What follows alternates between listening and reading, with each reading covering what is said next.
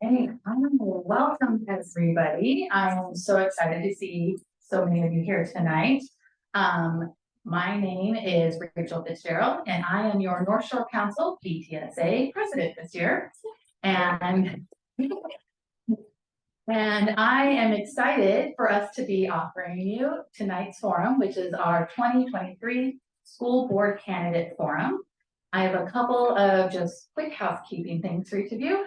If you haven't done so already, please put your phone on silent. Tonight's event is being recorded, so we're hoping we don't have any unexpected interruptions. And then for anybody in the audience, if you do need to use your phone, please just step outside the doors to do so. And there's also bathrooms available if anybody needs them. You go out the doors, past the stairs. To the right is the men's bathroom, and to the left is the women and family bathroom. And with that, I would like to introduce our co-VPs of advocacy, Erin Rooney and Holly Mitchell.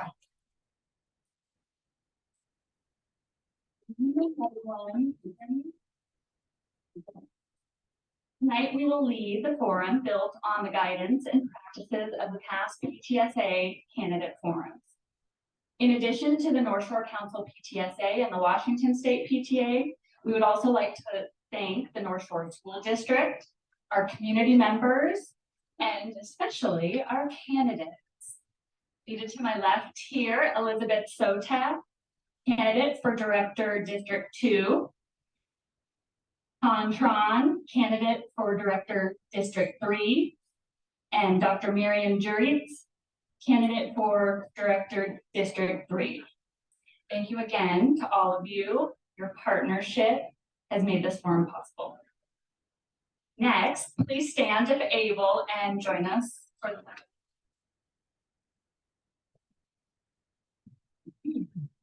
Pledge allegiance to the flag of the United States of America, to the republic for which it stands, one nation.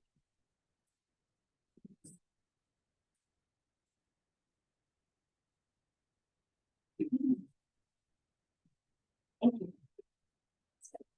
Our land acknowledgement. We acknowledge that we are on the traditional tribal lands of the Coast Salish people, in particular the Tulalip, Squamish, Snohomish, Stillaguamish, and South Seattle tribes, past, present, and future. With gratitude and respect, we honor the land itself, and we acknowledge the histories, stories, cultures, and the elders and people of the Coast Salish tribes. We see you, respect your right to sovereignty and self-determination, and are committed to being better listeners, learners, and in lifting Indigenous voices. And we've provided some QR codes to learn more about our Native people, as well as our blog posts supporting it. We also have a couple little disclaimers we need to do. Northshore Council PTSA does not support or oppose any candidate appointed or elected for public office. This event is to assist the community in making an informed judgment in the election of its school board. We also have a code of conduct. We would also like to remind everyone here that our meetings follow a code of conduct that expects everyone to be civil, cordial, and relevant when speaking or commenting. We also do not allow remarks that endorse or disapprove of a candidate political party. You can review our full social media policy by visiting the About Us section of our website. We, along with council and community input, have organized the questions for tonight. The candidates were given the questions before this forum. Each candidate will have 3 minutes to respond to each question, alternating who goes first. To my right is Jennifer Snyder, our VP of Communications for Council, and seated in the front row is our president, Rachel Fitzgerald. They have agreed to be our timekeepers, and there is a countdown on the screen that you will see, as well as Rachel will be raising cards to warn the speaker when their time is almost up. So there will be a green for the 30 seconds mark, yellow for the 10-second mark left, and red stop sign. We ask speakers to be brief to enable us to get through as many questions as we can, since we likely won't have time to make it through all the community submitted questions tonight. We expect the audience to give each speaker an opportunity to be heard. This is not a debate or a town hall style kind of meeting, so comments and questions from the audience are not appropriate. Also, in terms of limited time, please hold your applause until the end of the meeting. This forum is an opportunity for community members to get to know the candidates and learn about their philosophy, ideas, and information. We hope that everyone learns something tonight. Let's start it. All right, the first question for our candidates. Tell us a bit about yourself. What motivated you to pursue this role? What sets you apart from the other candidates and elected directors? And what is your connection to the PTA? Elisabeth, if you go first.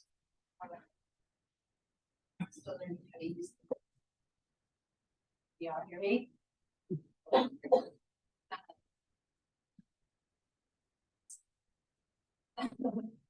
So my name is Elisabeth Sotak, and me is I grew up down in South Puget Sound and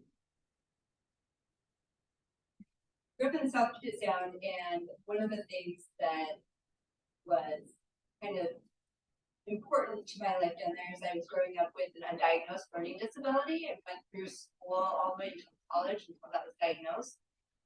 Being an adult with a disability, I think kind of sets me apart from everyone else in that I am really open about it, and I want other people to know and to learn how to work with me and with other people with disabilities. I'm also a special educator, so I work with first to 3 population, so children just born until they turn 3 and then they go to the school district. And I work specifically with little ones who have visual impairments. So kids with suspected or diagnosed visual impairments that are impacting their ability to learn and grow as babies and toddlers. I also have 1 child in the district, and the second one is going to go next year. So I have 2 littles in the district. I'm really motivated to keep the district a wonderful place for children and continue that for my children. My connection to the PTA, that I'm a member of the PTA at my child's school and also one of the charter members of the special education PTA that was just started.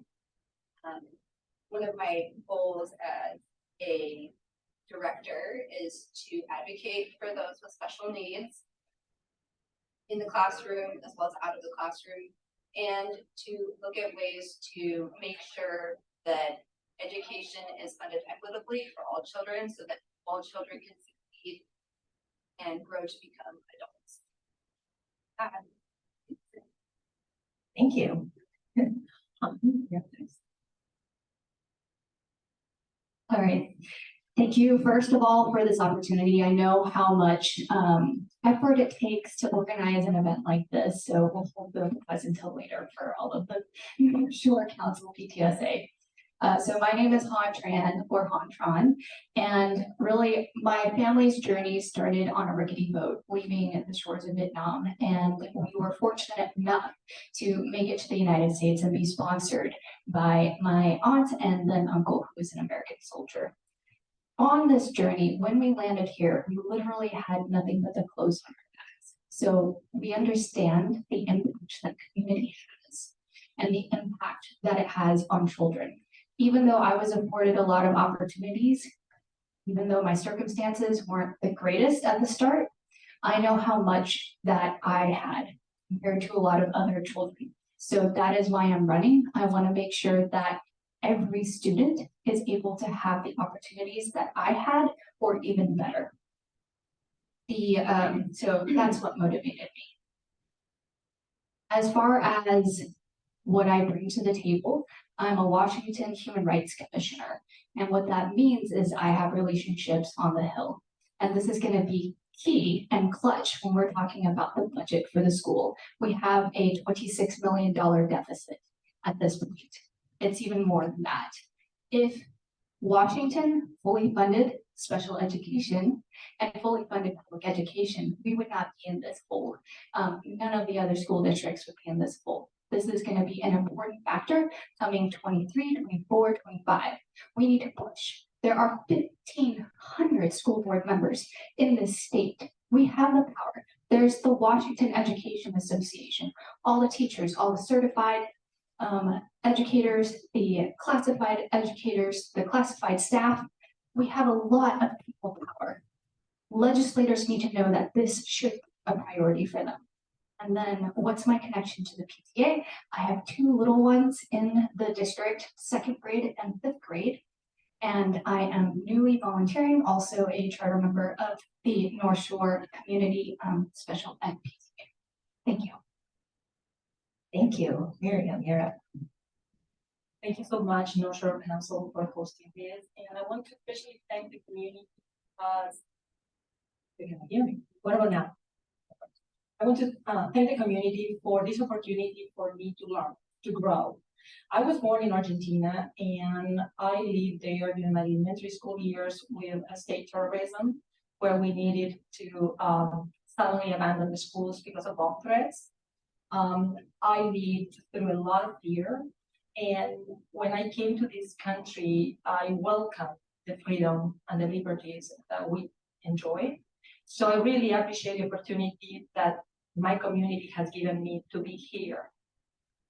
In Argentina, I became a chemical engineer. I studied chemical engineering at the University of Buenos Aires, and I worked international after that. I decided to pursue my doctor of engineering in Texas A&M, and I have an international petroleum management degree. So I have an extensive experience in education, being educated, and I decided that even though I had a wonderful technical and consulting career, I enjoy working with my kids. So my kids are in public school because I believe in public schools. I believe in supporting teachers. I believe what we do in public education. My connection with PTA, my students have been in many, many different schools in the district. Actually, we have been in 3 out of the 4 feeder patterns. That allows me to see the similarities and differences. I can compare and contrast what works and what does not work. I have volunteered in the district for the last 20 years of my life since I came in here, Seattle. And I believe that when I was a natural leader, I was able to help bridge the educational system in America with people like me that came from somewhere else. It's really important that we consider that. What sets me apart from other candidates? I think that part of it is the 3 or 4 feeder patterns that I have experienced, but I also I think that one thing that sets me apart is my kids. I have 3 kids, and I have high schoolers, which means that I have been there. I have done that, and I see what happens in elementary and middle, and I see how the decisions you make actually are so much interconnected. I am here because I believe in all the community, and I am running because I believe that we can make a difference no matter what party you are. I think that's another difference that I bring to the table. I am running for my people and with the people. I'm not running to the party. Thank you, Myriam. The next question, Ron will go first. Addressing the student mental health crisis is the top priority for Washington State PTA. What resources do you feel the district should be providing to students? What plans would you have to implement new or additional mental health resources and supports? Thank you. Thank you for that question. So approximately 20% of the youth in the world are facing mental health issues, and suicide ranks as the 2nd top leading cause of death among young adults. Additionally, half of mental health conditions emerge around the age of 14. This means that schools are the stopgap, schools and the after-school environment. So when we talk about addressing mental health issues, we're talking about supporting an entire structure from the morning that students are here to when we release them, and to after-school programs. So it is incredibly important that we look to funding not only the things that directly affect mental health, but also the things that support for students thrive, not just survive. So funding after-school programs and also looking at our budget, which right now we're spending roughly 7.6 million for the 23-24 school year on student services. And when we look at the org chart for student services, there's actually 6 open spots for mental health specialists. So our goal should be to fill these at the bare minimum so that we can provide the support that students need for mental health. Thank you. Thank you. The next is Myriam. Yes. Okay, so thank you for the question. I think mental health is really important. So before going into what we can do differently, I decided to research what we have and what we are doing actually currently. So I was quite impressed. Has anybody heard about Care Solace? So Care Solace is a program that Northshore School District has, I don't know, partner, I guess is the right word. And what I did is I actually made a call and tried to figure out what it was and how if I were in need of mental health care or my family, how should it go? So I talked to this amazing lady, Marsha, and she walked me through the process where a family member or a student or a counselor can refer somebody in need of a mental health service. And the Care Solace, the coordinator, would actually find a therapist, a psychiatrist, a specialist that would support the family member or the student. And they will even go into the first appointment and check that they were satisfied, the family is satisfied with the services they're receiving. And if not, they will start all over. So I was really impressed with Care Solace, and I just wanted to give kudos to the school district for that. I just think that we need more communication and more broader distribution of the knowledge that we all have that resource, so we can reach out and have that resource. You as a family member can actually access that resource. I'm also part of the Northshore School Foundation. I'm a board member, and I was one day making a presentation to our youth advisory board, and all these students were there, and we started talking about mental health because that's in their minds, that's what worries them. So we started talking about that. And one of the things that this wonderful lady shared was that actually students want to talk to students to students, peer to peer. So I don't know if you know, but one of our students created an online sort of service, the website, that you can chat with somebody when you feel that you are in crisis. So that's another resource that we have in the district. It has been created by one student to support our students. I think it's really important that we consider that.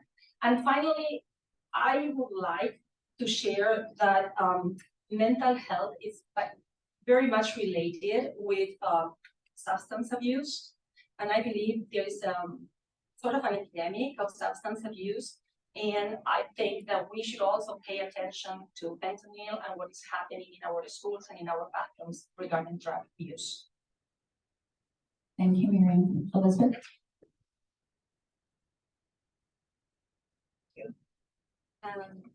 I approached this question slightly different with Myriam, but one of the things that I like thinking about this problem is looking at sort of the ratio of children to mental health counselors or other support services, and found that the ratios that the state is using to give us funding is an outdated model, and there really should be a lot fewer children per counselor or per mental health support person. One of the things that I know growing up as a child who accessed those services a lot when I was in elementary school in particular was that we had enough people there to support our elementary school. We had a full-time counselor for one elementary school, which was a smaller one, but that's one of the things that I think really helped me with a lot of the problem-solving issues I had as a child. So looking at making sure that there's enough adults there to support kids, and I think teaching skills. There's a skills deficit with a lot of social emotional things going on with children right now, because they don't have the opportunities to practice those skills in a setting where they're allowed to make mistakes or where they aren't punished for mistakes, particularly kids who are more impulsive with their behavior. So looking at a skills approach to mental health in that when you have skills in your back pocket, when something happens, you have ideas of what to do and next steps to take. And that is, I think, the basis for creating healthy children who are able to access the care that they need because they have learned how to access their home. Thank you. Thank you, Elizabeth. When you're going to be. What did you learn from the district's approach to the recent budget? Unfortunately, I had to learn something, right, because of the budget. But one of the things that I want to highlight is the focus of the school board in trying to preserve the things that were closer to the students, and I think that's really, really important. Unfortunately, there were 11.4 FTE that were non-student facing that had to be cut. And unfortunately, the retiree positions were not hired back, which increases the amount of services that we can provide. But what I learned is that the school board is worried and concerned with the academics because they are trying to preserve the people that are supporting our students. Actually, when you look at the budget forecast and the comparison with the state numbers, the number of teachers and the number of counselors that are in touch with our students have increased. And that tells me what is concerned, or what actually the school board is concerned about, and is the academics. Because after COVID, I went to OSPI, and I want to share with you all that even though we are doing pretty good as a district, and we are comparable with the districts around us, we have ways to go in terms of academic excellence, right? If you look at the scores, we are 70% of our students met English language ELA, 60% met math, and 60% met math and 60% met science. Those are comparable numbers, but I think that we are far from reaching what we at the Northshore School District can do. So I want to go back and look at the budget numbers and continue the process of supporting the people that are the closest to our students, because we need to strengthen, as our mission says, right? We need to strengthen our community through excellence in education. And so we need to go back and focus on our teachers, our counselors, because we cannot learn when mental health is a problem. Thank you, Elizabeth.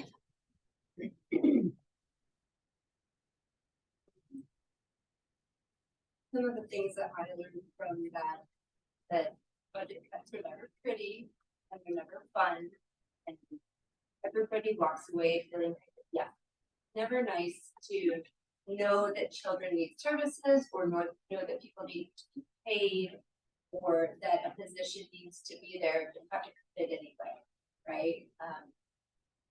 It really brought home to me how underfunded the schools are in the state, right? It's an ongoing pervasive problem, particularly for special ed and support services, right? Knowing that there is a drug crisis, and seeing the babies who are directly affected by that, right? I see a lot more drug affected babies who will be coming up in the Northshore School District in a couple years. And those kids are going to need a higher level of support than the state is willing to fund for a child right now. Children who receive special ed services need more support, which means more adults who are very well qualified to meet their needs. And I know the board is concerned about that, as am I, being a parent of a potential future IEP holder. Seeing the areas where there could be more support, particularly, again, this is like my go-to, social emotional learning, right? Those are the things, those are the supports that often will fall away first. And those are the things, when you look at children's social emotional health and how well they're doing in school, a lot of it has to do with how good they're feeling, right? Are they well fed? Are they able to function in the day? Do they have the skills that they need to get through the day and be regulated enough to be ready to learn? And unfortunately, with the budget cuts, it's going to make that a harder thing to accomplish for this kid. Thanks. Thank you, Han. All right, thank you for this question. Budget's always one of my favorite things to talk about. Something I neglected to mention is that I did attend Inglemoor High. I'm sure that's going to lose me a few votes, but I'm going to share that anyway. So what that means is I've been part of the fabric of North Shore for a big part of my life. And this makes a huge difference, right? When you grow up within the systems and especially the local systems that they have raised you, that means you are a product of this system. So when you look at me, yes, I bring my values to the table. Yes, I'm going to do that. And I don't know anyone who doesn't bring their values. That's very difficult. In the Washington Human Rights Commission role, you have to be unbiased as well. We are making quasi-judicial decisions on cases. You cannot put your biases in. We always have values. What that leads me into is the budget. Despite having these budget setbacks, North Shore has always found a way to make things work out, because that's how North Shore operates. Unfortunately, that also means we lean a lot on our community members. We have these amazing PTSAs that, should be adding,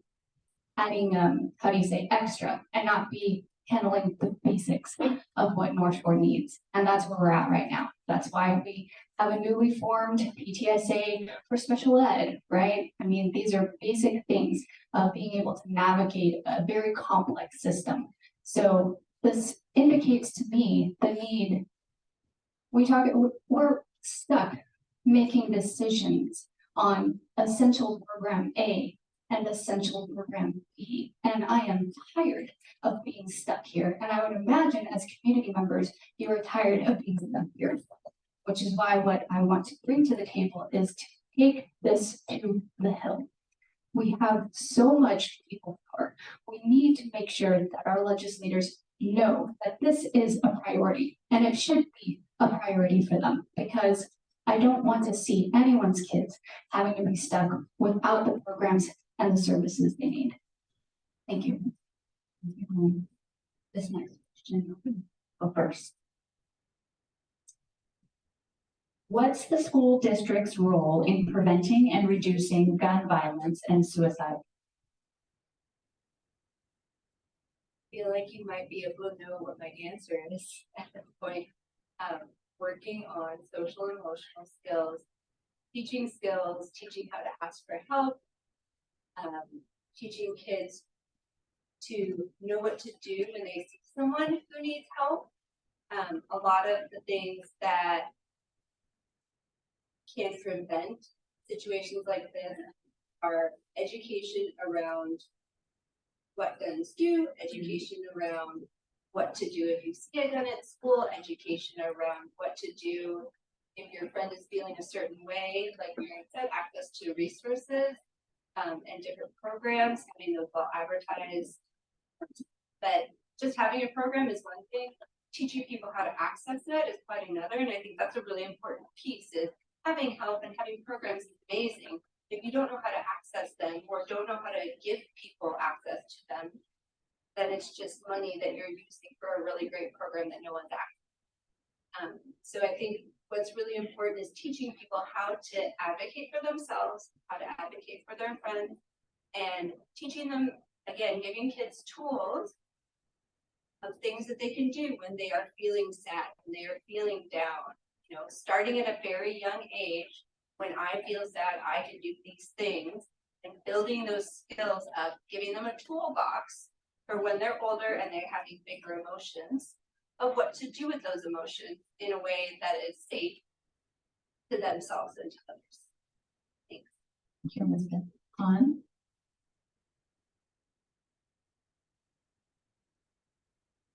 All right, so this question's a little bit interesting, the way it's posed, and don't take this as any criticism. I just want to make sure that we understand and level set on the difference here between gun violence and suicide.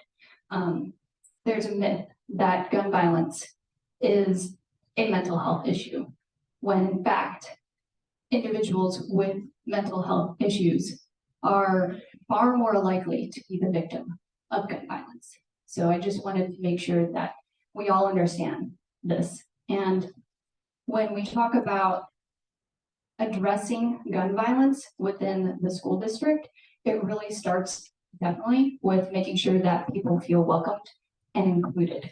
And it starts, as Elisabeth said, with social and emotional learning. Northshore School District has implemented social emotional learning aspects into the curriculum. I think we can even be more intentional with it and start to put measurements to it, make sure that it is actually being effective. More measurements, that is. We also need to support, the school district needs to support, basic things such as standing with what the standard is for gun violence, addressing it, which means supporting existing bans and making sure that schools remain gun-free zones. We also need to coordinate on the delivery of mental health. So when we talk about suicide prevention, more holistic and collaborative approach that is a bit more applicable across all of the schools within the district is something that we should look forward to and plan for, because we need to be in lockstep when it comes to the messaging on this. And I know that the school district has provided some scripts for parents, has provided some scripts for teachers on how to have these difficult conversations, right, about gun violence and what sometimes the kids are exposed to in the news. When it comes to suicide prevention, I'm reminded of this stat from the Trevor Project, where 40% of the youth who are part of the LGBTQIA+ community have thought about committing suicide. This is unacceptable. This is absolutely unacceptable. And we need to address this within the root of our school, and we need to address the root cause of this. And I think a big part of it is making sure that we're bringing them along in the process. So we're talking with students and we're meeting their needs, how they would like their needs met. Thank you. Myriam? I really appreciate that this is one of the PTSA, Washington State PTSA priorities, because I'm a parent. And unfortunately, many of us have received this frantic text from your kiddo is, we are safe inside, we are locked in, and nobody knows what is happening, and your mind races, and you just want to be with your kiddo and protect your kiddo, your student, their friends, and you can't. So I really appreciate that this is a question and that this is part of the priorities.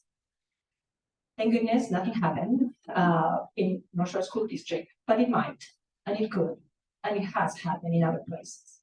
So I believe this is really, really important.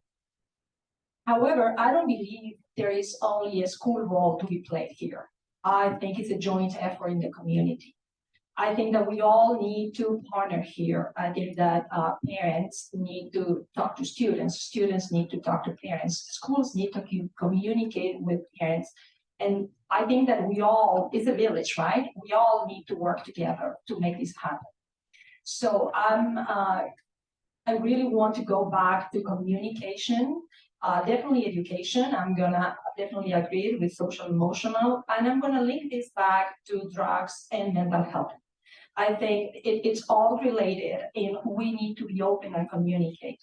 I also believe that it has to do with a sense of belonging, right? When you have a trusted adult that you can talk to, that a student can talk to, they feel that they belong, they are worth, right? And every student should feel valued in the community, in the school.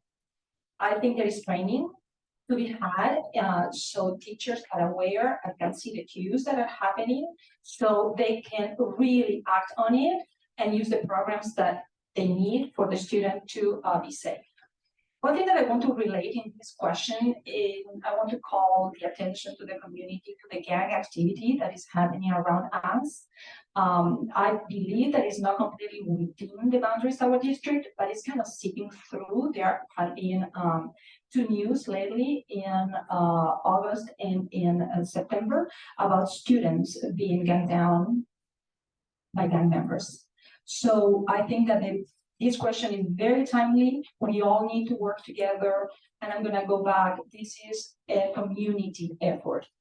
We need to partner. And transparency is gonna be really important when we communicate with the schools, because we need to know as a parent to support the school what is actually happening in the school. So we really need to talk to each other. Thank you. Thank you. All right, the next question, Juan. You're coming up first. What supports do you think are essential for successful implementation of special education and inclusion efforts? Thank you for this question. Obviously, we've brought this up multiple times, but a big congratulations to the board members and the charter members of the North Shore Special Ed Community, or NSEC. I believe we're pronouncing it that way, PTSA. Please correct me if I'm wrong after this. But it's really about making sure that this particular PTSA is getting the support that they need. I know that PTSA relationship with the school board is a very special one. Communication lines need to be open. We need to be transparent about what systems we have in place to support families that are struggling with finding the services, getting connected with the right people and the right services for special education. And then, I'm gonna sound like a broken record, but the budget does not include state funding for special ed. So we absolutely need to push for this. We cannot take no as an answer. I know that 2023 session is already up and going, and legislators are already saying, hey, this is not a priority for us. But what they need to hear is, well, okay, if it's not a priority now, when is it a priority? When are you gonna prioritize special ed? So that's a question that we need to ask them is, are you okay, legislators, leaving a special ed student behind in school? So it is going to be absolutely important that we lobby for this in a way that we can partner with the legislation. Other things we can do is to educate the community. You know, this is a huge learning process for all of us. I'm happy to be on this journey with some of you here, learning about all the ins and outs of the school district. We need to make sure that things like IEPs are addressed and tracked, and we have training for the teachers and the educators who are going to be delivering the IEPs, measuring how well they're doing and coming up with the measurements themselves. What is the meaning of success for an IEP that's been delivered? The high cap program, we're talking about students who are in high cap. A lot of them could also be special ed or special needs. So it is going to be important that we address what we call 2E or twice exceptional students and making sure that they are getting the support that they need. We need to continue to find a way to be inclusive of high cap as well as special ed students within the general classroom, but not to the detriment of the quality of education. So we need to make sure that the teachers are getting the support that they need as well. Thank you. Thank you, Myriam. Again, kudos to NSEC. You guys, I'm very, very happy that we have this new council. And I think it's really, really important that we have this right now, mainly because of the different feeder pattern leadership plan that we have to have different steps in each feeder pattern.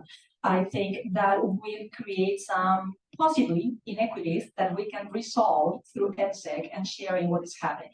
So I'm really happy to see that. What can we do?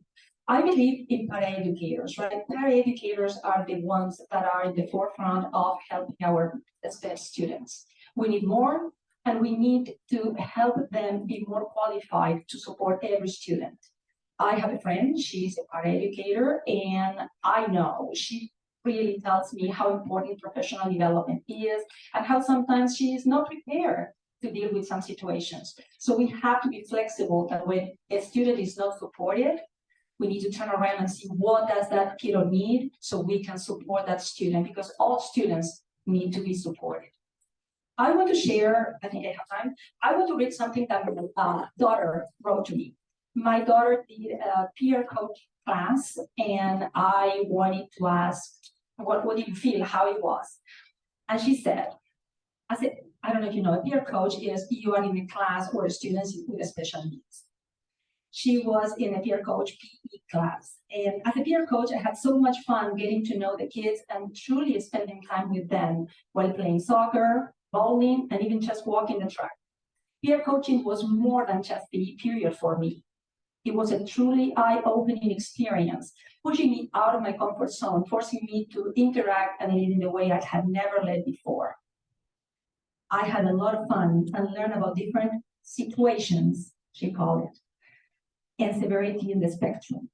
I really enjoyed getting to know and having that exposure. So what else can we do? I think that we could have more of these classes. I think it will not only benefit these best students, but it will benefit everybody else understanding what they're going through, understanding how we can help them. I think that it's not just the school role. Again, it's the community effort. We all need to be hand in hand supporting. Thank you. Thank you, Elizabeth. This is my area, that was from TV, but all day, but I won't. Some of the things that I think about for successful special ed and inclusion is thinking about universal design, right? Which is intentionally making a space accessible to the person who is able to access the space. Making playgrounds accessible so that all children are able to play successfully together. Having kids truly be full community members and school members in their classroom. Making sure that children can access learning in that classroom environment, which may make classrooms look a little different for some kids and for some classes, and that's not bad, it's just different. One of the things that is a huge issue with adults with disabilities is that they are often stigmatized or feel like they don't want to share their disability. A disability is just a different way of being. Sometimes you need more supports to be able to access the things that differently abled people can do. Creating schools that reflect the communities that we want to see are going to be how we create communities that can support these kids all the way through school. But also, and again, broken record, we need enough well-trained staff. We need a budget for special ed that provides the money that is needed to train and keep staff who are well able to deal with behavioral issues or other issues that come up when you have young children trying to get through their day at school. Having enough paraprofessionals, having enough special educators, having enough people to give kids the attention and structure that they need. And I think sort of a culture change in normalizing disability and making it something that's not bad and it's not scary. It's just kids being a different way in class, and that's okay. Thank you. Elizabeth. We have time for one more question, and we're going to start this one with what school safety improvements for teachers and students are most important? Thank you for this question. Safety is absolutely paramount in this day and age. So much has changed. We've developed so much as an industrialized country that we're starting to catch up. Where the US is in a very unique spot where we have the same level or similar level of mental health issues as other industrialized countries, and yet we have the most gun violence. And so when you put those two together, you have to ask yourself what's going on here, right? So As far as safety, I'm gonna take it back to being a parent in the North Shore School District of two little ones. Even prior to COVID, there was a lot of school shootings, or at least it seemed like there were a lot of school shootings. And that scared me to death, to send the kids to school in this day and age. And with COVID, there was a little bit of a reprieve. And then we're back.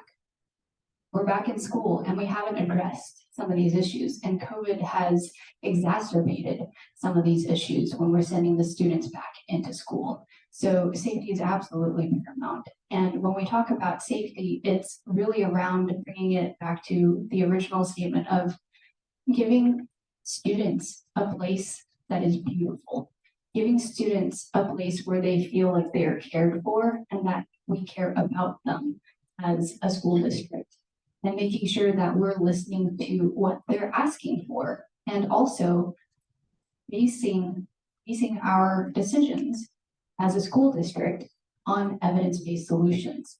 So when we talk about safety and we talk about, what was the second part of the question? Improvements that are important, right? Some of the basics are the environment that they're in and the programs that we offer. A lot of times we can encourage students away from some of the behaviors that lead to unsafe actions by giving them after school programs and things to occupy them with, and keeping them out of this kind of limbo area where they're between school and when their parents can get home. So safety is something that I think about daily with my own students, and it comes down to even traffic safety, basic things like that. Making sure that we have the speed limit indicators on there, making sure that we have the crosswalks that are needed to make sure that they have people that are there, the younger ones, to help them cross the street. So that's what I think about when I think safety. Thank you. And my apologies, I think I kind of messed up the order there. Sincere apologies, but Myriam, can you go next, please? It'll be my pleasure.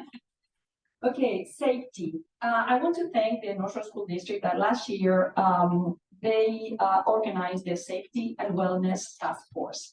I volunteered again in the district and I was part of this task force, and we met a lot of time and I learned a lot about what is happening in terms of safety and security and what it can be done.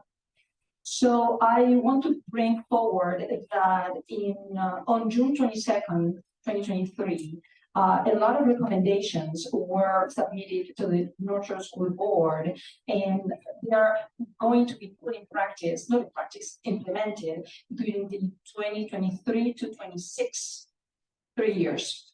And they have to do with safety and security. So those are, I'm going to summarize some of them. I'm not going to go over all of them, but they are in the district's website. I would like to call for the safety and security operational considerations. One of the things that we looked into was a manual that was created in 2019 that had, it was a big manual that had a lot of things that had to happen to increase the safety and the security in our schools. Unfortunately, part of it did not get done because everybody has lived through COVID. So we know why things did not get done. So one of the things that we said in the task force is let's bring it back, let's work together, and let's finish those safety improvement measures that the school district had already visualized that were needed. Part of that was something called the Safe Schools Advisory Committee. The Safe Schools Advisory Committee was a committee that existed for years in the Northshore School District that was constantly looking at safety improvements. As things were changing and things were evolving, well, we needed to change accordingly. And this committee was a permanent existing committee to improve safety. I would like to also share that within these Safety and Wellness Task Force that we looked at what it is parameter 7 for the superintendent, which is a student learning environments. And within that, we look at mental health, safety, and security. And I think it's really important that the safety that we looked into that is also related to mental health.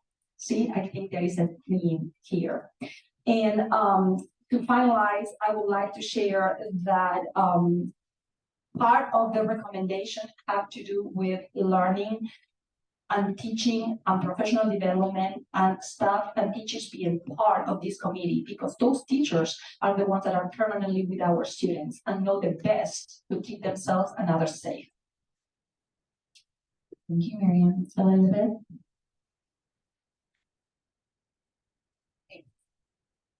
So again, like I've been saying, is creating environments where children are learning skills to give them access to those skills when they come across situations that they find are unsafe or that are unsafe. Creating a sense of belonging to children, particularly children who are historically marginalized, children of color, children who are English language learners, children who came from a different culture that doesn't necessarily make access to an American school easy for them, children who receive special education, children who have behavioral issues, children who are in transition, children who are not getting enough to eat, the list goes on. Kids who are having a harder time are going to have harder behaviors, and school is a place where those kids need to be supported and be allowed to make mistakes. Education for staff and students around what is unsafe behavior and what to do next, like I said before. Having enough staff to support students. So, my daughter's school is currently short-staffed for sometimes parts of the day for different transitional periods, and that's a problem at a busy elementary school. Again, it's that funding piece. But I think, one of the biggest things is creating a safe learning space for all students. And that means free from trauma triggers being present in the schools for kids. I grew up in the South Puget Sound in the 80s and 90s, and there was a lot of gang activity in my schools and a lot of guns in my schools. And there were kids who were negatively affected by the very large police presence at our schools. And I know police can be on campuses safely, and I know that they can help children. However, they can also be traumatic for some children, particularly children in foster care situations, children who have been in environments where their parents may have had interactions with police that have not been positive. So that's something I think is really important to take a very close look at, how we're providing support, how we're providing safety, and how is that affecting the kids who are the least likely to speak up, or who may not feel okay speaking against a louder majority. Thank you. Thank you. I hope everybody will join me in thanking our candidates for their participation tonight.